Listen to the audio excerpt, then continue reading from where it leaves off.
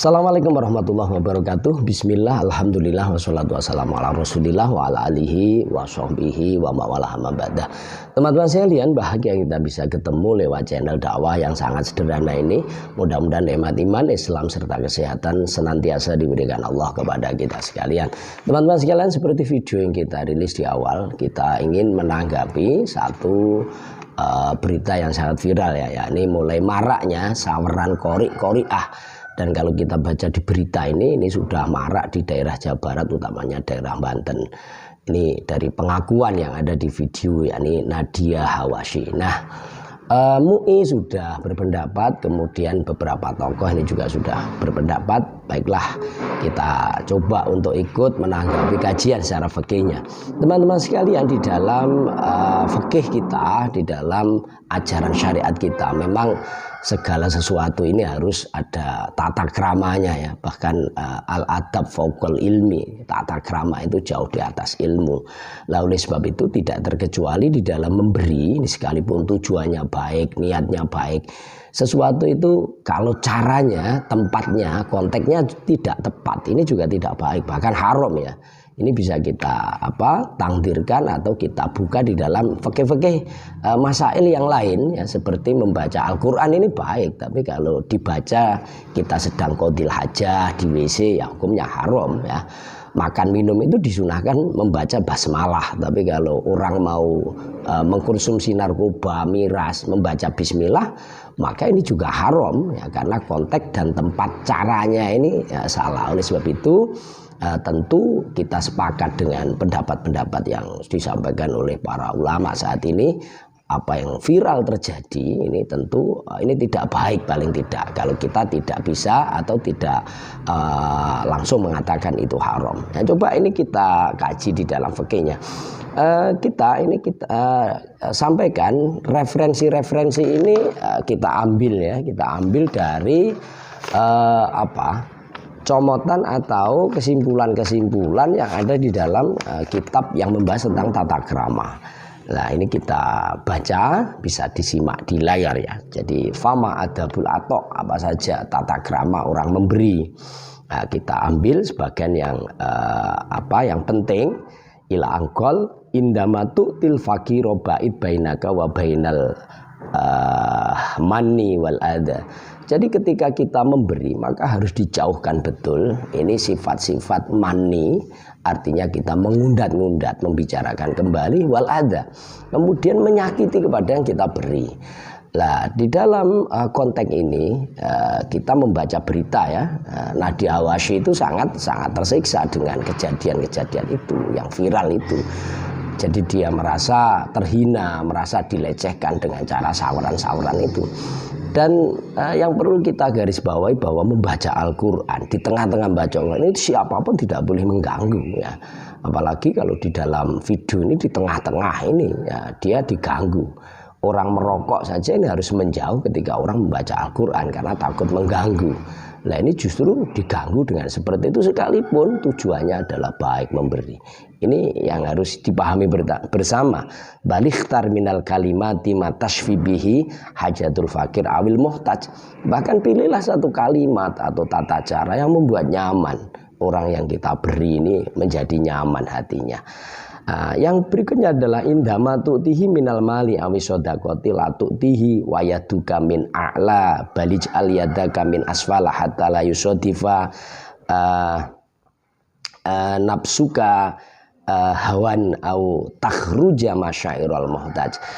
Berikutnya adalah ketika kita memberi sesuatu ini gesturnya. Kalau di sini tangannya jangan sampai menampakkan kita lebih kaya, lebih superior begitu ya. Nah, sehingga yang diberi ini tidak nyaman atau melukai terhadap masyairul muhtaj. Jadi ini yang harus dipahami bagaimana kita menjaga perasaannya.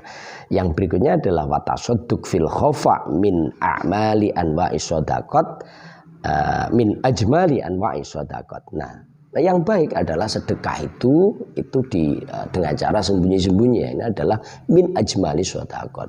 Jadi termasuk dari tata cara sedekah yang terbaik. Ini dalam Al-Quran surat Al-Baqarah ayat 271. Ini juga Allah memperingatkan kepada kita sekalian, intubdus shadaqati fani imahi. Jadi kalau kita sedekah sesungguhnya banyak orang yang melihat ya, terang-terangan ini sesungguhnya baik-baik saja.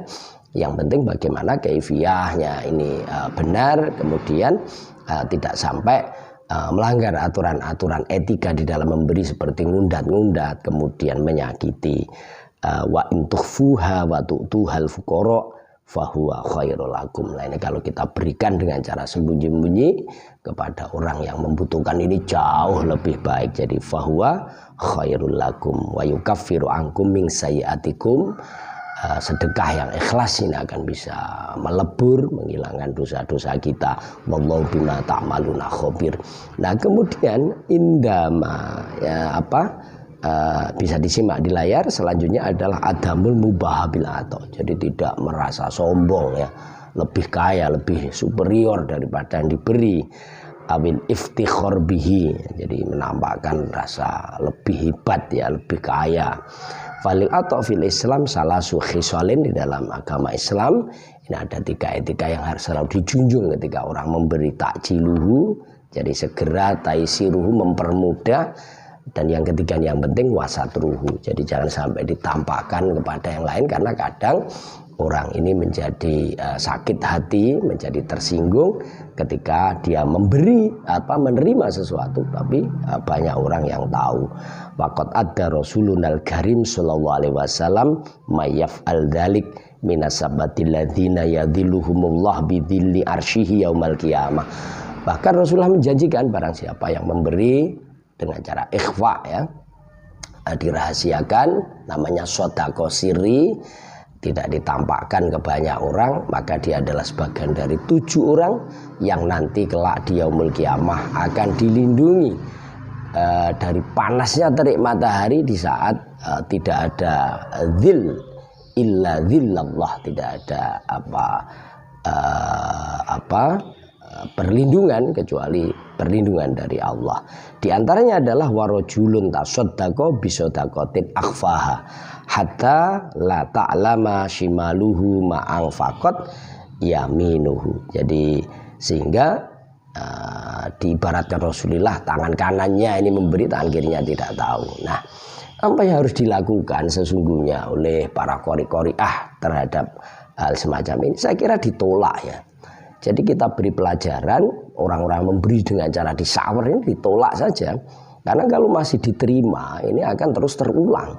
Nah, kalau ditolak ini tentu orang-orang ke depan ini tidak akan memberi karena ditolak.